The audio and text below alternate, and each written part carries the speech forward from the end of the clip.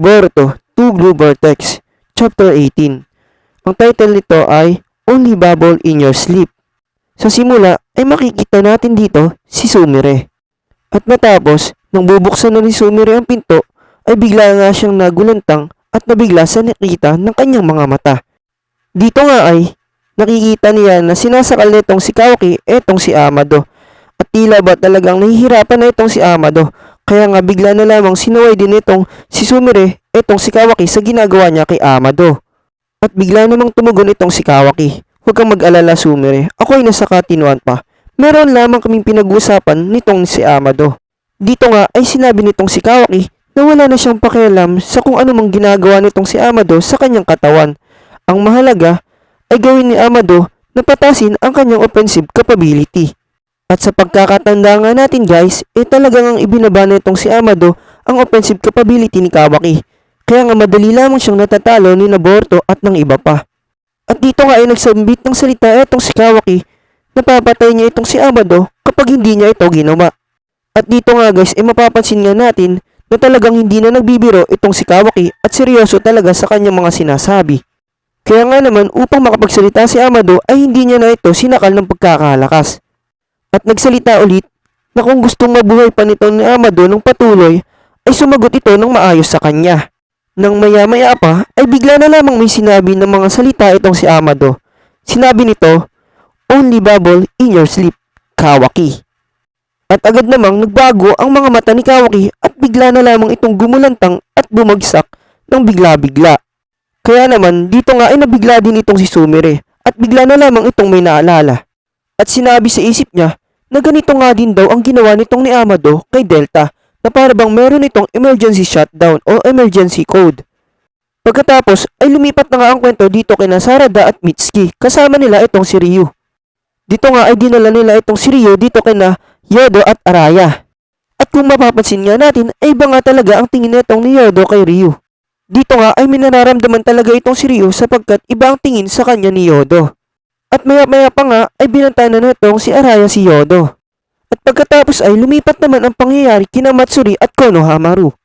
Dito nga ay patuloy pa rin nag-uusap ang dalawa at unti-unti na rin nagbabago ang ugali nitong si Matsuri na tila ba para bang nai-inlove na ito kay Konohamaru. At sabay banat pa nga ni Konohamaru na maganda raw ang kulay nito at maganda din daw ang katawan nito. Kaya nga naman kung makikita natin ay talagang lalo nang na-inlove itong si Matsuri kay Konohamaru. At tila ba ito ay para bang batang kinikilig. At tila din ba hindi may paliwanag ni Matsuri ang kanyang nararamdaman sapagkat iba ang galak na nararamdaman ng kanyang damdamin sa mga oras na ito lalo na nang kausap niya si Konohamaru. At nang hindi na nga nagpatumpik-tumpik pa itong si Matsuri at sinabi at itinanong dito ay Konohamaru kung pwede nga ba niya itong tawagin na Konohamaru-chan. Kaya naman sa isipan ni Konohamaru ay naalala niya ang dati niyang kaibigan na walang iba kundi si Muigi. Na sa alaala niya ay tila nga ba ito lamang ang taong tumatawag sa kanya ng ganitong bagay.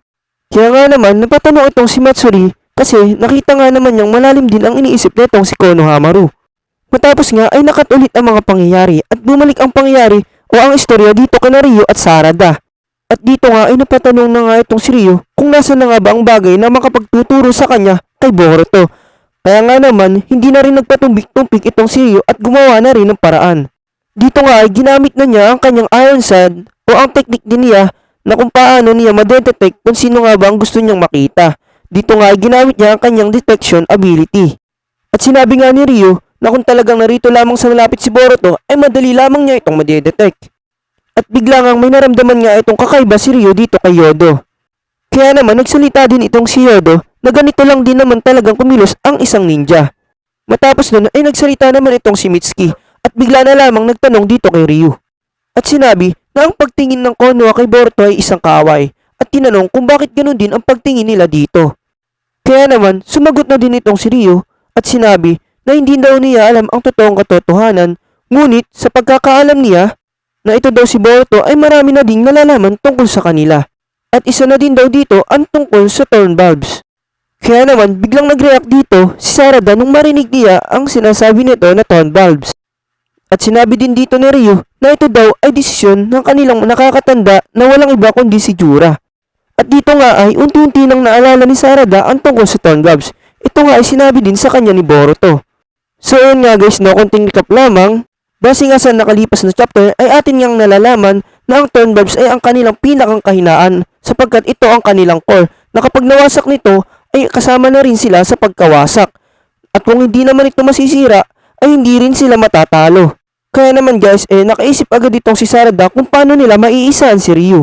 Na dito nga ay minungkahi niya na gamitin daw nila ang turn bulbs upang ipambitag kay Boruto nang sa ganun ito ay bigla na ding lumabas. At so ayun nga guys no, makikita talaga natin dito kung paano nga ba naging wais din itong si Sarada. At matapos nga nun ay bumalik ulit ang istorya dito kina Amado at Kawaki at Sumire. At dito nga ay sinabi ni Amado na tama nga naman itong si Kawaki na ang Divine Tree nga naman ay talaga nga namang isa talagang malaking banta para sa kanila. Kaya naman, nang bagong gising nga itong si Amado ay sinabi at iminungkahi nitong si Amado na papataasin na nito ang offensive capability nitong si Kawaki. Ngunit humingi nga ng kondisyon itong si Amado dito kay Kawaki. Sapagkat wala nga naman daw siyang ibang kailangan kundi si Kawaki. Dahil kapag nga naman daw nakapag-implant na dito ng kanma si Kawaki sa kanyang ginawang vessel ay mabubuhay na ang kanyang anak gamit-gamit ang mga memorya ng kaniyang anak. Kaya naman sinabi nitong si Amado na tulungan siya sapagkat wala nang ibang makakatulong sa kanya kundi ang divine technique o ang mga technique ng mga gods. Kaya naman agad ngang bumanat itong si Kawaki at sinabi na kapag matapos nga naman daw nilang tapusin ang kanilang planong iyon ay kapag nga daw itong kanilang ginawa ay bigla na lamang naging Otsutsuki ay wala siyang pagpipigil kundi papatay niya ito agad.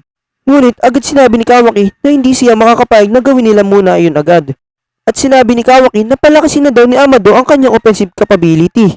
At sinabi na wala din daw siyang pakialam dito sapagkat maaari daw ulit siya magkaroon ng panibagong kalaban kapag ginawa nila ito. Kaya naman sinabi ni Amado na Kawaki, makinig ka sa akin. Ngunit sinabi nga rin ni Kawaki na gagawin naman daw niya iyon, ngunit kailangan muna niyang matapos ang mga pangunahing suliranin na dapat niyang tapusin. Ngunit bigla na nga lang natakot itong si Amado sapagkat kapag nga naman daw ginawa nila iyon, ay hihina din ang defensive capability nitong si Kawaki. Na kapag lumaban na nga daw itong si Kawaki ay maaari itong mamatay sapagkat humina na ang defensive capability nito.